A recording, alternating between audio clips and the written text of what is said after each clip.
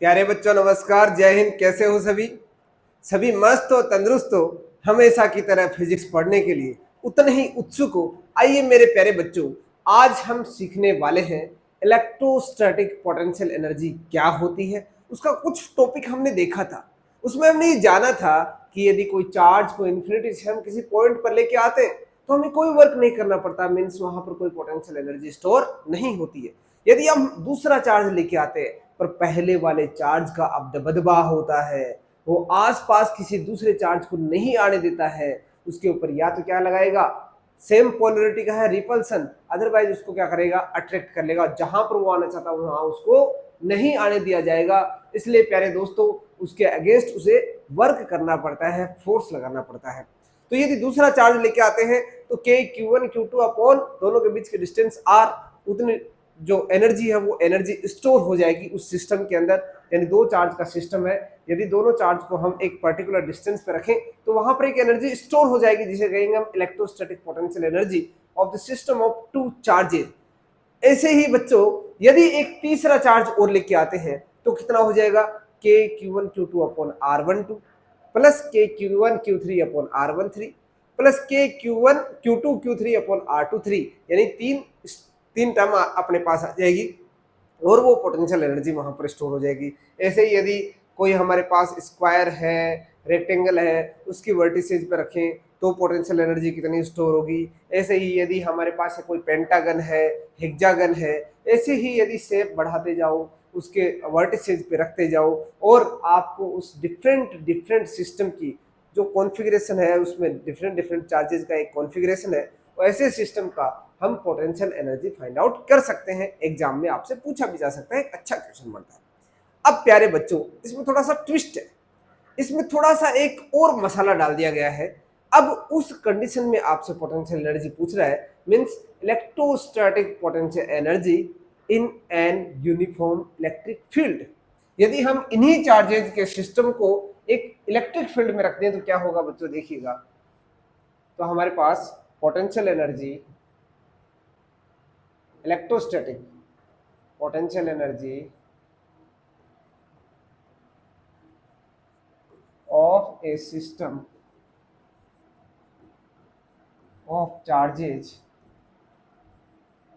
placed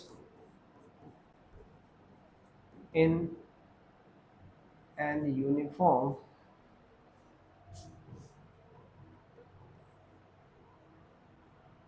electric field, uniform electric field. यदि हमारे पास एक यूनिफॉर्म इलेक्ट्रिक फील्ड है प्यारे बच्चों, तो उसके कारण मुझे यदि क्या फाइंड आउट करना पड़े, पोटेंशियल एनर्जी फाइंड आउट करना पड़े, तो कितनी होगी वो निकालनी है। कैसे निकालेंगे बच्चों, आइए देखते हैं उसके बारे में।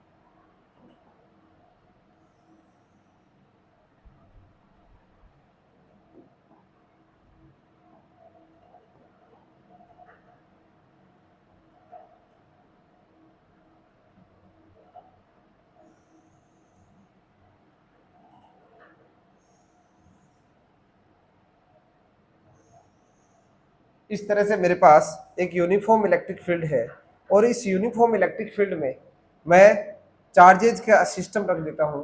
तो चार्जेज का सिस्टम रखने पर सपोज यहाँ पर एक चार्ज को लेके आया, यहाँ एक चार्ज Q1 लेकर आया, तो दोस्तों ये एक यूनिफॉर्म इलेक्ट्रिक फील्ड है। आप सभी जानते हैं पैरेलल इलेक्ट्रिक फील्ड लाइंस है। पैरेलल इलेक्ट्रिक फील्ड लाइंस के अंदर यदि आपको किसी चार्ज को रखना हो तो क्या वो इलेक्ट्रिक फील्ड उस चार्ज को वहां पर आने देगा? बिल्कुल भी नहीं मेरे प्यारे दोस्त, वहां वो बिल्कुल भी नहीं आने देगा। तो हम क्या करेंगे, उसको वहां से लाने के लिए वहां पर हमें क्या करना पड़ेगा प्यारे बच्चों, इलेक्ट्रिक फील्ड लगाना होगा। तो इलेक्ट्रिक फील्ड लगाना होगा तो हम कैसे इलेक्ट्रिक फील्ड लेके आएंगे, तो उसके लिए हम देखो क्या करते हैं। सबसे पहले आप बताइए कि यदि कोई भी इलेक्ट्रिक फील्ड नहीं है, इलेक्ट्रिक फील्ड नहीं है, तो उस चार्ज को लाने के लिए कोई वर्क करना पड़ेगा क्या? क्या उसके ऊपर कोई फोर्स लगाने वाला है क्या? तो बच्चों आप सिंपल सा आंसर है, अरे कोई उसको धमकाने वाला है ही नहीं, वहां पर कोई ऑलरेडी है ही नहीं, तो उसको रोकने वाला कौन होगा? उसको रोकने वाला कोई नहीं होगा। यानी in the absence of, in the absence of electric field, in the absence of electric field, the potential energy, the work done to bring the charge Q1 is zero. कोई वर्क नहीं करना पड़ेगा, but in the presence of external electric field,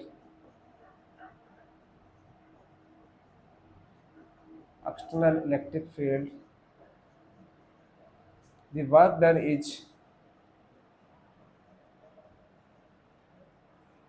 कितना होगा बच्चों?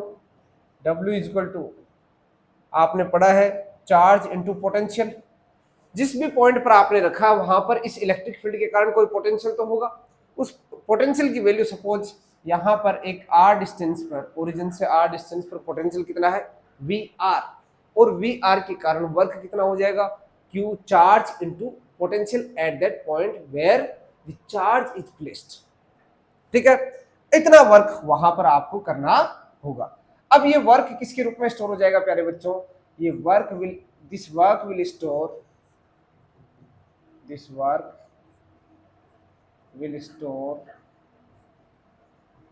in the form of electrostatic potential energy। तो potential energy कितनी आ जाएगी बच्चों? U is equal to Q1 into VR। ये रहा मेरा आंसर। यानी मैं यूनिफॉर्म इलेक्ट्रिक फील्ड में किसी चार्ज को रख देता हूं, तो बच्चों उस चार्ज को किस डिस्टेंस पर हम लेके आ रहे हैं, यानी वहां पर उस इलेक्ट्रिक फील्ड के कारण हम पोटेंशियल फाइंड आउट कर लेंगे। पोटेंशियल फाइंड आउट करके हम उसको उस चार्ज से मल्टीप्लाई कर देंगे। सिंपली मेरे को वहां पर वर्क मिल जाएगा, और वो वर्क जो है वो पोटेंशियल एनर्जी के रूप में स्टोर हो जाएगा। इसलिए मेरा ये रहा सॉल्यूशन, सिंपल सा solution.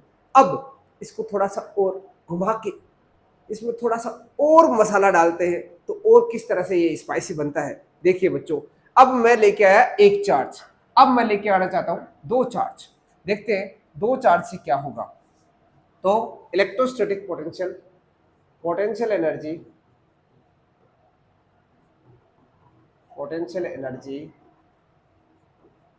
Due to two charge system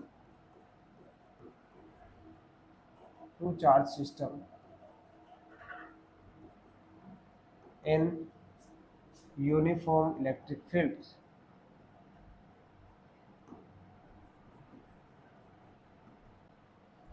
uniform electric field. आइए दोस्तों, पहले हम यूनिफॉर्म इलेक्ट्रिक फील्ड बनाते हैं और फिर हम क्या करते हैं, देखते हैं उन चार्जेस को रखते हैं।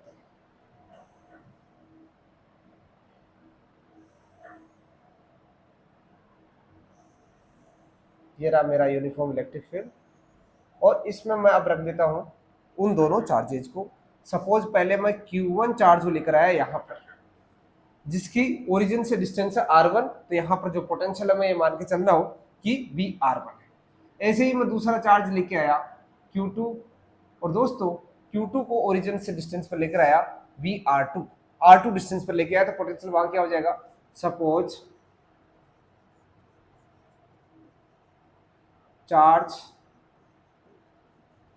charges Q1 and Q2 are placed at R1 and R2 distance from the origin।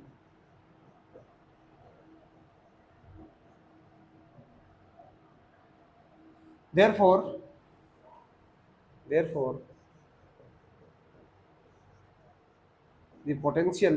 value of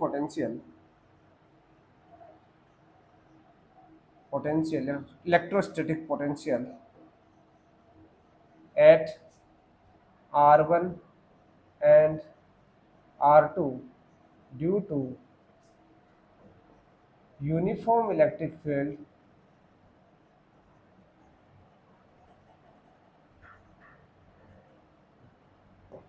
is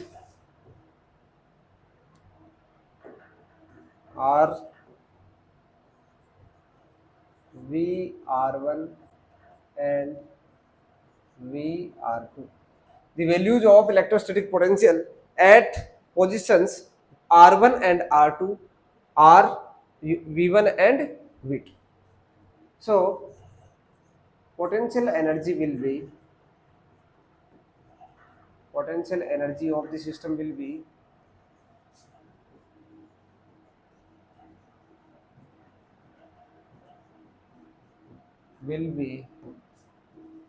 equal to the work done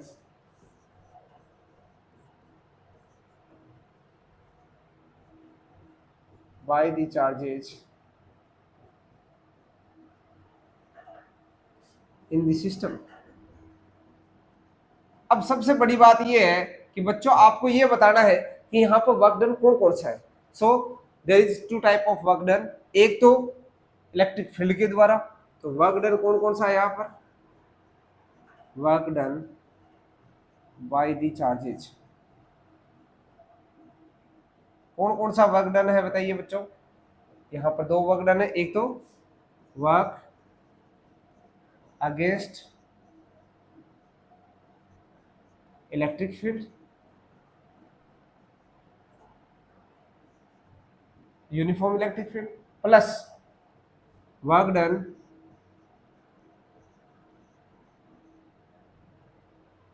by the charges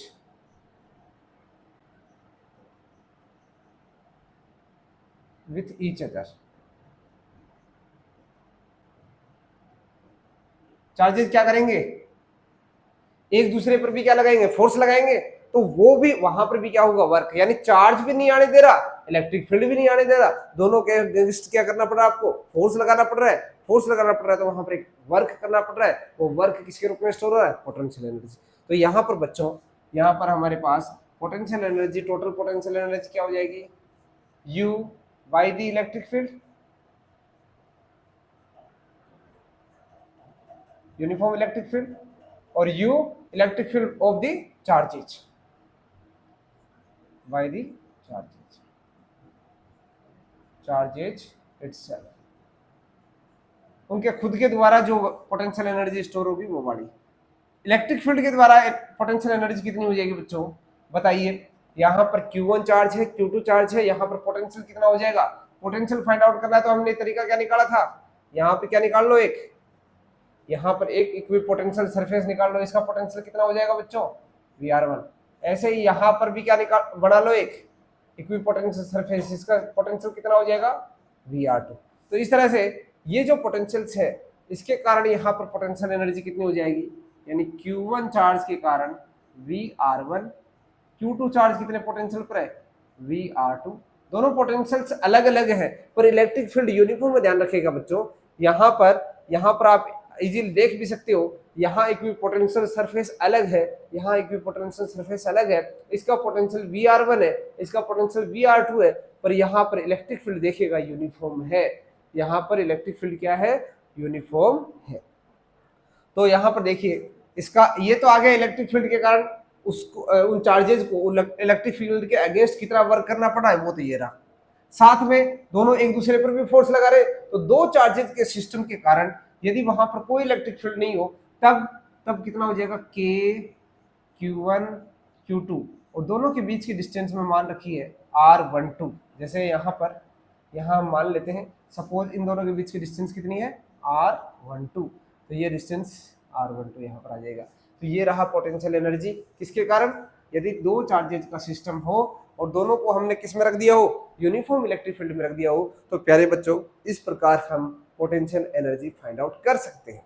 अब जो टॉपिक आता है, अब ये तो हमारा काम हो गया आसान सा. अब आपको इससे भी बड़ा मजेदार टॉपिक बताता हूं बच्चों. आप सभी ने अपने दोस्तों से, अपने परिवारजनों से, अपने किसी भी फैमिली मेंबर से बहुत लंबे समय तक फोन पर बात करी होगी। मोबाइल पर आप बात करते समय आपने एक चीज ऑब्जर्व करी होगी कि आपने जैसे ही फोन को कान के पास में लगा रखा है और उस मोबाइल से आप लगातार 20 मिनट, 30 मिनट, 40 मिनट, 1 घंटा इतनी लंबी बात करते हो।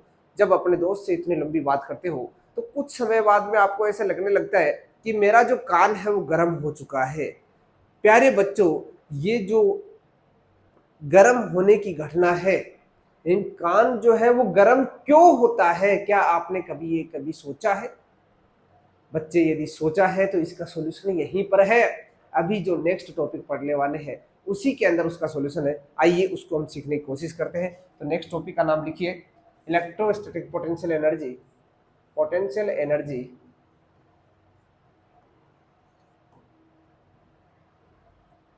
पोटेंशियल एनर्जी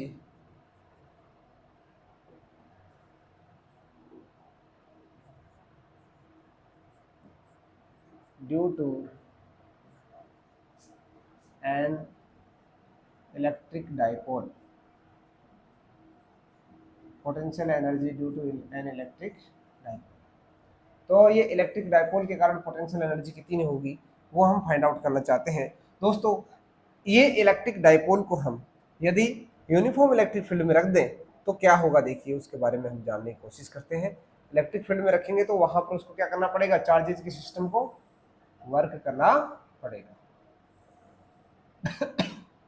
सॉरी,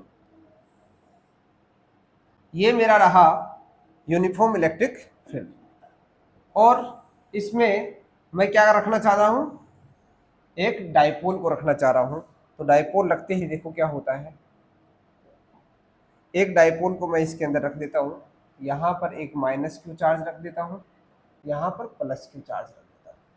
आपको मालूम है समान इक्वल क्वांटिटी में, इक्वल मैग्नीट्यूड में कोई भी दो चार्ज हो और दोनों के बीच में एक फिक्स डिस्टेंस हो, ध्यान रखिएगा, जरूरी नहीं स्मॉलेस्ट डिस्टेंस हो, फिक्स डिस्टेंस हो तो भी हम इसको क्या बोलते हैं, एक डाइपोल बोलते हैं, इलेक्ट्रिक डाइपोल बोलते हैं।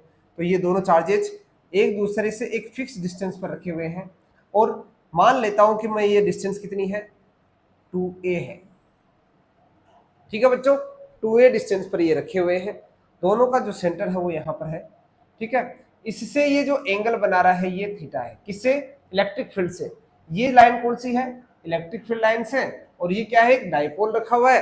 डाइपोल इलेक्ट्रिक फील्ड से कितना एंगल बना रहा है, थीटा एंगल बना रहा है। डायग्राम समझ में आ गया आपको? अब देखिए, अब यदि इस प्लस चार्ज की बात करूं तो इस प्लस चार्ज पर इलेक्ट्रिक फील्ड के कारण क्या लगेगा, एक फोर्स लगेगा और उस फोर्स की वैल्यू क्या होगी मेरे प्यारे बच्चों, F इक्वल टू QE। मालूम पड़ गया? ऐसे ही नेगेटिव चार्ज पर, और नेगेटिव चार्ज पर जो फोर्स लगने वाला है बच्चों वो इलेक्ट्रिक फील्ड के अपोजिट डायरेक्शन में लगने वाला है, क्योंकि आप सभी जानते हैं F इक्वल टू यहाँ पर क्या बन जाएगा, माइनस QE। इलेक्ट्रिक फील्ड की अपोजिट डायरेक्शन में माइनस चिन्ह, क्या माइनस सिंबल क्या बनना चाह रहा है, नेगेटिव साइन ये कहना चाह रहा है कि ये जो फोर्स है ये इलेक्ट्रिक फील्ड के अपोजिट डायरेक्शन में है। यानी अब देखिए, इसको समझने की कोशिश करिए। सपोज मेरे पास एक मॉलिक्यूल है और जिसका नाम है H2O, जिसमें H प्लस होता है और OH माइनस होता है। यानी H अपने से एक इलेक्ट्रॉन निकालकर किसको दे देता है, OH को दे देता है। OH बन जाता है माइनस, H बन जाता है प्लस। दोनों के बीच में क्या हो जाती है, बॉन्डिंग हो जाती है, दोनों आपस में एक दूसरे से दोस्ती कर लेते हैं और एक मॉलिक्यूल बना देते हैं। जिस मॉलिक्यूल को हम क्या करते हैं, हम हमारी जिस मॉलिक्यूल का सेवन करके हम अपनी प्यास बुझा लेते हैं, यानी एक वाटर मॉलिक्यूल है हमारे पास। ये वाटर मॉलिक्यूल क्या है, एक इलेक्ट्रिक डाइपोल है। आप सभी जानते हैं ये एक पोलर मॉलिक्यूल है और साथ ही साथ ये इलेक्ट्रिक डाइपोल है। मींस इलेक्ट्रिक फील्ड में रखने पर ये क्या करता है, इसके ऊपर फोर्स भी लगने वाला है, ये रोटेट भी कर सकता है। आइए जानने की कोशिश करते हैं इस H प्लस OH माइनस पर इसके साथ क्या क्या व्यवहार होने वाला है इलेक्ट्रिक फील्ड के अंदर, इसके साथ क्या क्या घटना घटित होने वाली है वो हम जानने की कोशिश करते हैं। H प्लस OH माइनस को मैंने रखा तो बच्चों इसके ऊपर एक फोर्स लगने वाला है इधर इलेक्ट्रिक फील्ड की डायरेक्शन में, एक फोर्स लगने वाला है अपोजिट डायरेक्शन में। आप गौर करिएगा, ये ऐसा ही ज्योमेट्री बनी हुई है। जैसे मैं आपको एक सिंपली यदि सिंपल अंदाज में समझाने की कोशिश करूं तो आपके एक कान को आप पकड़कर अभी, क्योंकि इसको अभी ऑब्जर्व भी कर सकते हो, इस कान को पकड़कर आप आगे ले जाओ, इस वाले कान को राइट हैंड वाले कान को पीछे की तरफ ले जाओ तो आपकी मुंडी इस तरह से रोटेट करने लग जाएगी। जैसे इस पेन को मैं क्या करता हूँ, इस वाले सिरे को मैं इधर लाना चाह रहा हूँ, इस वाले सिरे को मैं इधर लाना चाह रहा हूँ, तो देख रहे हो आप ये रोटेट करने लगता है। यदि मैं इसको आगे की तरफ ले जाता हूँ तो ऐसे रोटेट करता है, ऐसे लाना चाह रहा हूँ तो ये ऐसे रोटेट करता है। कहने का मतलब है इसके ऊपर लाइन ऑफ एक्शन क्या है, देखिए इसमें मैं कहां पर फोर्स लगाना चाह रहा हूं, इस पर फोर्स लगा रहा हूं इधर, इसकी लाइन ऑफ एक्शन है ये, इसकी लाइन ऑफ एक्शन क्या है, ये दोनों के बीच की डिस्टेंस कितनी है, परपेंडिकुलर डिस्टेंस, ये वाली डिस्टेंस, ये एंगल थीटा है तो ये एंगल भी कितना होगा थीटा, और ये एंगल थीटा, थीटा के सामने ये वाला कितनी साइड कितनी हो जाएगी, ये परपेंडिकुलर, तो परपेंडिकुलर अपॉन हाइपोटेनस क्या हो जाता है दोस्तों, 2a क्या बन जाएगा साइन थीटा, तो ये साइन थीटा बन गई। तो हमने एक फोर्स निकाला था, यानी जब कोई ऑब्जेक्ट रोटेट करता है, यानी उसकी लाइन, दो फोर्सेज लग रहे हो, दोनों की लाइन ऑफ एक्शन डिफरेंट हो, तब ऐसी सिचुएशन में जो फोर्स लगता है वो क्या करता है, उसको ऑब्जेक्ट को रोटेट करता है। जैसे हमारे घर में हमारे जो रूम है उसका जो दरवाजा है उसको एक किनारे से यहाँ पर फिक्स कर रखा है, वो उसको इधर ले जाना चाह रहा है, ये इसको इधर ले जाना चाह रहा है, वो बंद हो जाता है, खुला हो जाता है, तो वो सारी सिचुएशन वहां चलती रहती है। तो डायपोल के साथ भी ऐसा होता है, यानी वो भी क्या करने लगता है, रोटेट करने लगता है। किस तरह से रोटेट करता है मेरे प्यारे बच्चों, इस तरह से रोटेट करता है। अब रोटेट करता है तो क्या इलेक्ट्रिक फील्ड उसे रोटेट करने देगा, बिल्कुल नहीं करने देगा। इलेक्ट्रिक फील्ड में वो रोटेट करने की कोशिश करेगा तो मुझे क्या करना पड़ेगा, वर्क करना पड़ेगा, वर्क करना पड़ेगा, तो वो वर्क किसके रूप में स्टोर हो जाएगा, पोटेंशियल एनर्जी के रूप में स्टोर हो जाएगा। Since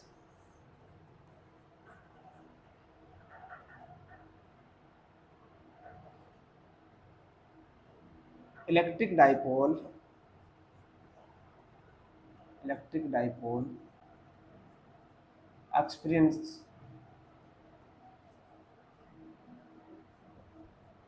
experiences a force in an uniform electric field,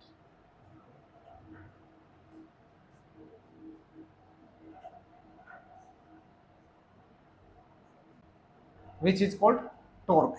तो आप इसको यहाँ पर डायरेक्ट टॉर्क भी बोल सकते हो, जिससे आप इजीली समझ जाओगे। ए टॉर्क because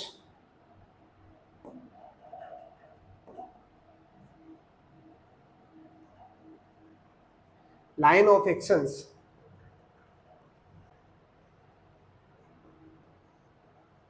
are different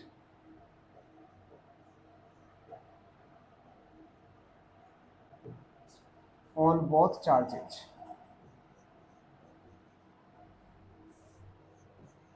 यानी दोनों जो लाइनें हैं जहां पर फोर्स लग रहा है, वो फोर्स इस पर इधर लग रहा है, इस पर इधर लग रहा है। यदि दूसरा फोर्स भी इधर लगता या इधर लगता तो ये क्या करता, या तो इधर जा सकता था या इधर जा सकता था, या रेस्ट में हो सकता था, एक ही कंडीशन हो सकती है। या तो देखो इस चार्ज पर या इधर फोर्स लग रहा है तो, या इधर लग रहा है, दो फोर्स, एक इधर लग रहा है एक इधर लग रहा है, तो ये क्या हो सकता है, या तो ये इधर जा सकता है या इधर जा सकता है या यहाँ रुक सकता है। टग ऑफ वार गेम में क्या होता है, आप एक ही रस्सी में इधर भी खींचते हो इधर भी खींचते हो, तो लाइन ऑफ एक्शन क्या हुई, एक। पर यहाँ पर लाइन ऑफ एक्शन एक तो ये रही एक ये रही, लाइन ऑफ एक्शन डिफरेंट होने के कारण दोस्तों यहाँ पे क्या लगता है, टॉर्क लगता है। और टॉर्क लगने के कारण जो टॉर्क लगता है, तो टॉर्क कितना लगता है, पी साइन थीटा। पढ़ा था क्या आपने, यही है ना, P vector cross E vector, तो ये कितना हो जाएगा। हाँ, आपको मालूम है कि जब नॉर्मल फोर्स लगता है और नॉर्मल फोर्स के कारण ऑब्जेक्ट डिस्प्लेस होता है तो वहां पर वर्क कितना होता है, फोर्स इनटू डिस्प्लेसमेंट। अब यहाँ पर टॉर्क लग रहा है, टॉर्क को आप ऐसे एक सिंपल अंदाज में समझना चाहते हो, जैसे पंखा घूम रहा है तो घूमते समय उस पर जो फोर्स लगता है उसे क्या कहते हैं, हम टॉर्क कहते हैं। यानी rotating force is also known as torque. Rotating force का नाम ही टॉर्क है, उसको टॉर्क बोल दिया गया है, ये समझ लीजिए। रोटेटिंग फोर्स है वो, रोटेट कराने वाला जो फोर्स है उसे हम टॉर्क कहते हैं। तो फोर्स जो क्या करता है, डिस्प्लेस करता है उस ऑब्जेक्ट को, तो वर्क कितना हो जाता है, फोर्स इनटू डिस्प्लेसमेंट।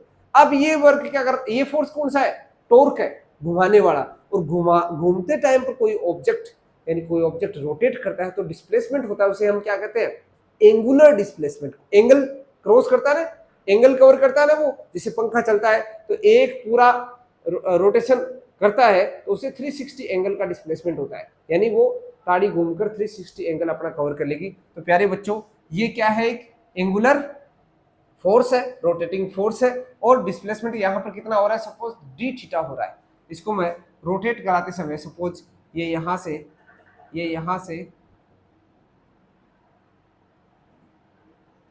ये डी थीटा एंगल है वो क्या हो जाता है, डिस्प्लेस हो जाता है। डिस्प्लेस हो जाता तो प्यारे बच्चों देखो क्या हो जाएगा, व्हेन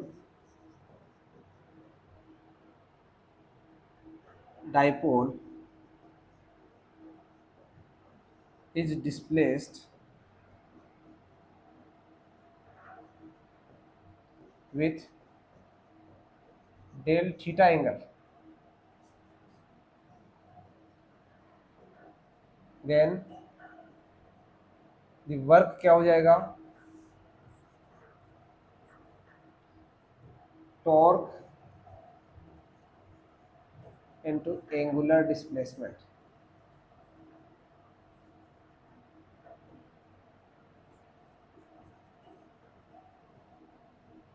अब आपको मालूम है यहां पर जो टॉर्क है, क्या ये टॉर्क चेंज हो रहा है, क्या ये वेरिएबल है या कांस्टेंट है?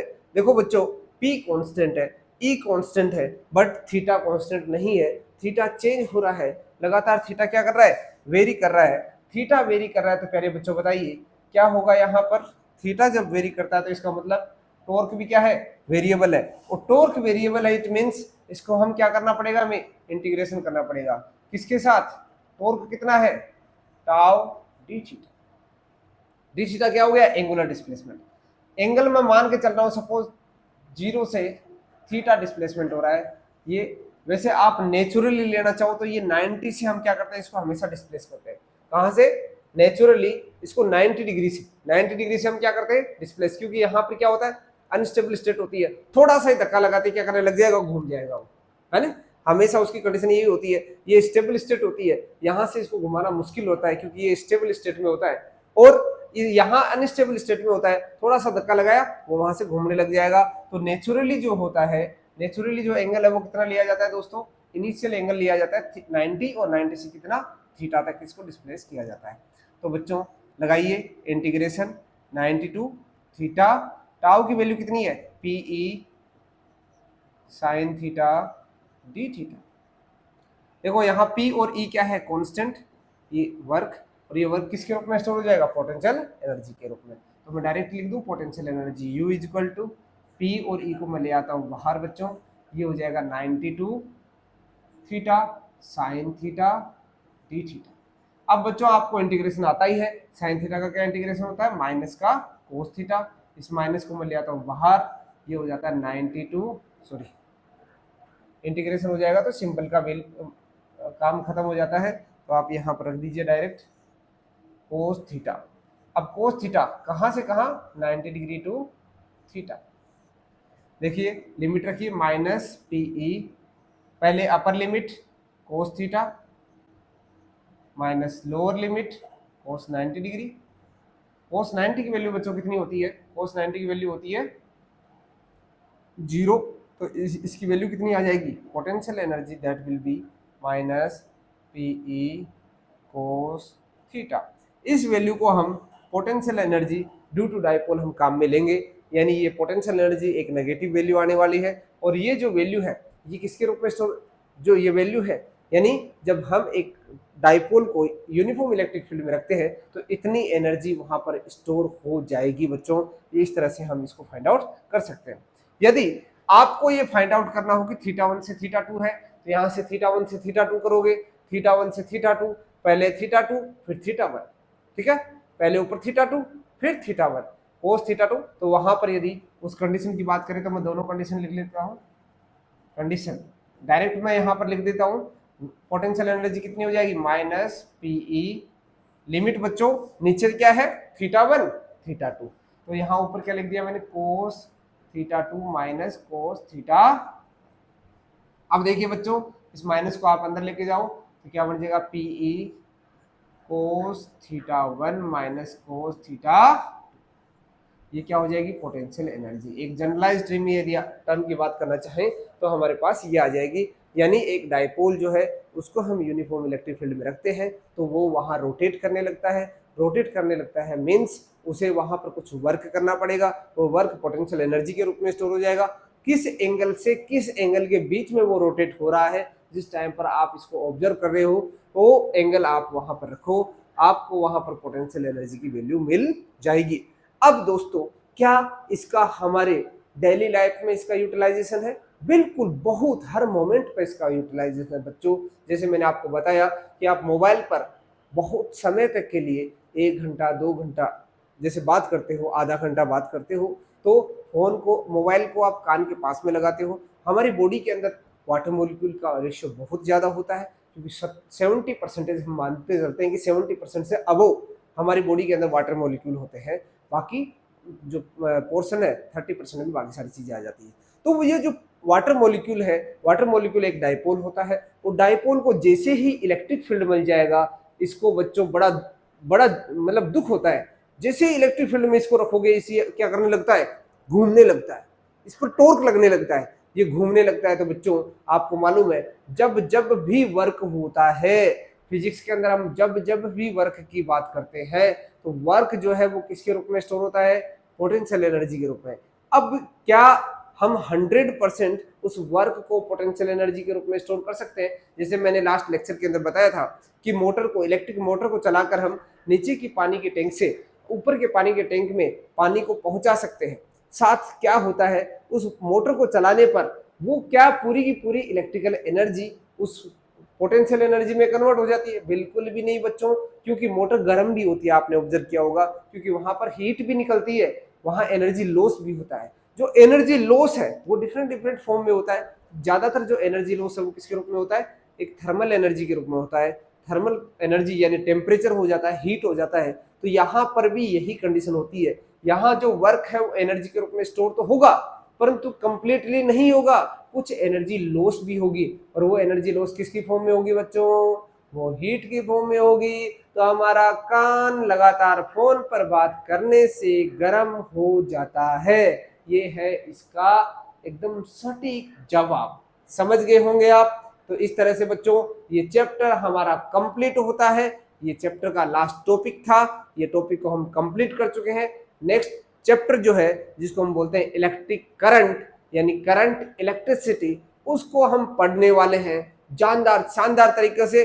आप आए इस प्लेटफॉर्म पर, इस चैनल पर, आपने जो कुछ भी सीखा आपको अच्छा लगा है तो आपसे मेरी एक छोटी सी गुजारिश है, छोटा सा एक रिक्वेस्ट है बच्चों, आप अपने साथियों को भी इसको शेयर कीजिए, उनको भी इसका फायदा दिला दीजिए, जिससे आपको भी बहुत फायदा मिलने वाला है। और आपकी इस एनर्जी को बरकरार रखिए। जिस अंदाज में आप वीडियो सुनते हो, देखते हो, आपको मजा आता है, तो मेरे को भी दोस्तों बहुत मजा आता है कि आप इस जमाने में, लोग सुनते तो हैं लोगों को, लोग सुनने वाले कहाँ हैं आज के जमाने में, लोग बोलने वाले ज्यादा, सुनने वाले बहुत कम है। तो आप साइंस के अंदर हम चाहते भी यही हैं कि ज्यादा से ज्यादा हम लोगों की सुनने की कोशिश करें। साइंस को जितना प्रचार कर सकते हैं प्रचार करो दोस्तों, क्योंकि इससे बेहतर सब्जेक्ट इस दुनिया में नहीं है। और आपने हाल ही में पढ़ा होगा, एलोन मस्क ने भी ये कहा है कि यदि आपको विकास करना है, डेवलप करना है किसी भी कंट्री को, तो 2 सब्जेक्ट की आपस में दोस्ती करा दीजिए, फिजिक्स और मैथमेटिक्स। बच्चों मैथमेटिक्स को अच्छे से सीखो और फिजिक्स की दोस्ती कर लो, फिजिक्स से और मैथमेटिक्स से दोस्ती कर लो। आपको इस दुनिया की, इस कायनात को, यानी आपको कोई रोकने वाला नहीं है इस दुनिया के अंदर। तो प्यारे बच्चों आप आए, आपका तहे दिल से शुक्रिया। जय हिंद, सबा खैर।